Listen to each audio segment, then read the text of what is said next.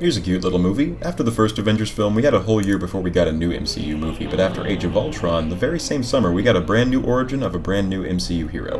And since the movie's so small in scale and lighthearted, it sort of acted like a breather after the giant, globe-spanning adventure of Avengers 2. Now, after Guardians of the Galaxy was a success, it's hard to call any decision the MCU makes risky, but if any movie sort of deserves to be called that, it's Ant-Man. Sure, Ant-Man was more well-known and a lot less weird than the Guardians of the Galaxy, but while the Guardians were unknown, Ant-Man was specifically unpopular. Most people who knew about him thought he was lame, sort of like the reputation Aquaman used to have. Except comic fans have always known Aquaman is actually awesome, but even comic readers tend to dislike Hank Pym. Marvel addressed this by making the movie about the second Ant-Man, Scott Lang, a far more sympathetic and likable character. So what story did they tell with the good Ant-Man? Scott Lang is an ex-con who wants nothing more than to be a good father for his daughter Cassie. Desperate for money, needed to get his own place and pay child support, he falls back in with his burglar friends to pull off one last job. He breaks into the home of genius inventor Hank Pym, who set the job up himself to test Scott. Scott is arrested, but Hank breaks him out of prison and offers him a chance to be a hero by adopting Hank's mantle of Ant-Man to steal a shrinking suit of power armor from a crazy business rival. Can Scott prove himself the hero his daughter already thinks he is? And can Hank and his estranged daughter become less estranged? Now isn't that cute? Iron Man wants to make up for all the bad things his company did under his nose, Steve fights for those who can't fight for themselves, Thor wants to protect his world and the world of his loved ones, but Ant-Man, he just wants to spend time with his daughter. That's such an endearing motivation. Scott's personality is pretty much just Paul Rudd as a lovable doofus. There's not much to him, but it's a good enough source of comedy and emotional investment to carry a small flick like this. Michael Douglas as Hank Pym is kind of a jerk, not unlike his comic counterpart, but it's understandable since he's on a time crunch and Scott isn't the fastest learner. Kudos to Marvel for not merely sidelining this character, but giving him a big role and casting a proven actor to play him. Evangeline Lilly plays Hope Van Dyne, Hank's daughter, who is still very bitter about him for lying about the cause of her mother's death and sending her to boarding school when she was mourning. Wow, Hank is a serious toolbox.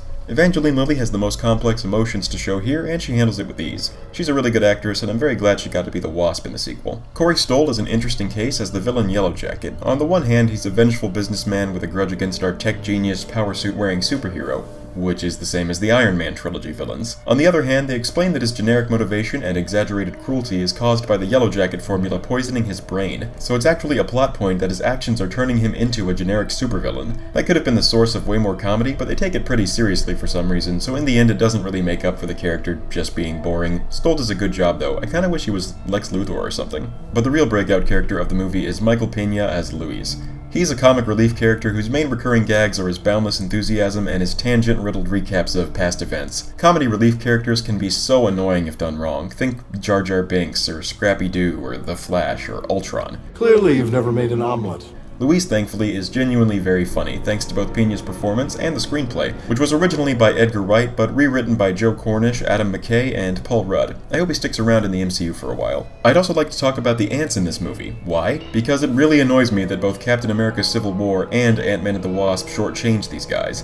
Ant-Man can shrink and grow, yes, but the power he's named after is his ability to control ants. This movie introduces a bunch of different species and varieties of ant, equips them with various shrunken explosives, cameras, and other equipment, uses them to block cameras or deliver the suit to Scott, etc., etc. They came up with so many inventive, entertaining uses for these little dudes, and what do we get in Civil War? Nothing. Ant-Man and the Wasp has ants again, but it's just ants that fly, ants that don't, and big ants. That's it.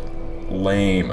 The movie could have done a lot more to make us care about Anthony, though. I didn't feel anything when he died. While Marvel had brushes with visual creativity in previous movies, like the various realms seen in the Thor films and all the hallucinations in Age of Ultron, Ant-Man is the first movie where the visuals are actually the best part. The movie opens with a de-aged Michael Douglas that looks incredible. Now this technology is really common. Kurt Russell in Guardians of the Galaxy 2, Robert Downey Jr. in Civil War, Jack Sparrow in Pirates of the Caribbean 5, and more. But back in 2015, it was absolutely stunning. The shrinking scenes let us see mundane items and locations in fun new ways, and the quantum realm is a dazzling light show just for the sake of looking cool, but boy does it look cool. It's no 2001 A Space Odyssey, but hey, what is? Huh? Oh, Tree of Life? Okay, fair point, but the quantum realm was the most visually inventive and artistic the MCU got up to that point, and only a few MCU movies since have topped it. The visual invention helps make the action scenes some of the best in the franchise too. Shrinking and growing in the middle of a fight scene is enough, but they also throw in vehicles and items that are hidden by being shrunk, like the tank keychain Hank carries around, and discs that grow whatever they hit, like an ant or a Thomas the Tank Engine toy. So the visuals, action, and comedy are all working together here. I mean, the final battle of this movie is an epic army charge, a train fight scene, and a massive destruction battle that all takes place in a kid's room full of toys. I also like that we don't have to wait to see Scott take on another superhero. His fight with Falcon was a surprise as long as you didn't see the one TV spot that spoiled his appearance. and it put a big smile on everyone's face who had seen Captain America 2. So it's got simple but likable characters, a well-executed gimmick, with a pretty disposable but serviceable story. And does it have any problems? Well, kinda. For one, should we still put up with just serviceable stories from the MCU anymore? This is 12 movies in. It doesn't bother me since Ant-Man is even more kid and family friendly than the other series with MCU, and kids don't need anything heavy spoiling a simple 2-hour distraction. But maybe at this point the MCU should have been aspiring to more than just 2-hour distractions. Captain America was the best up to this point, and it was good because it was more serious in tone than the others, and you can't help but feel that if Edgar Wright got to finish this movie, it would be something really special.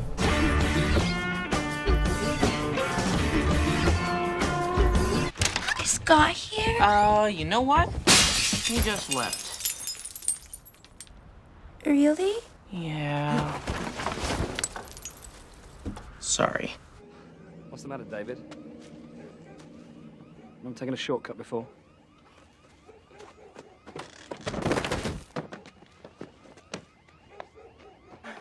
What's the matter, Danny? You never taken a shortcut before?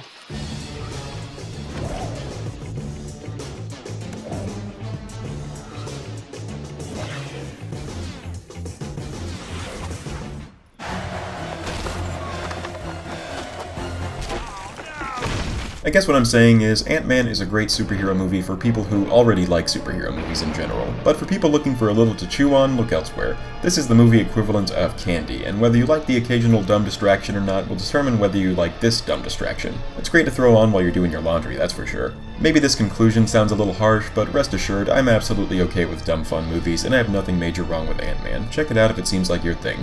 We've just lost the picture, but what we've seen speaks for itself. The Corvair spacecraft has apparently been taken over, conquered, if you will, by a master race of giant space ants. It's difficult to tell from this vantage point whether they will consume the captive Earthmen or merely enslave them. One thing is for certain, there is no stopping them. The ants will soon be here. And I, for one, welcome our new insect overlords.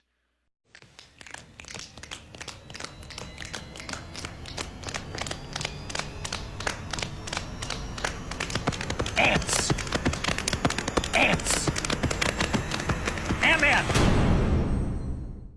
Here's another one with 2 credit scenes. The first of these is basically the filmmakers letting us know that they also think Wasp is a much better character than Ant-Man, and that they'll rectify the stupid mistake of giving Ant-Man a movie without her in the sequel.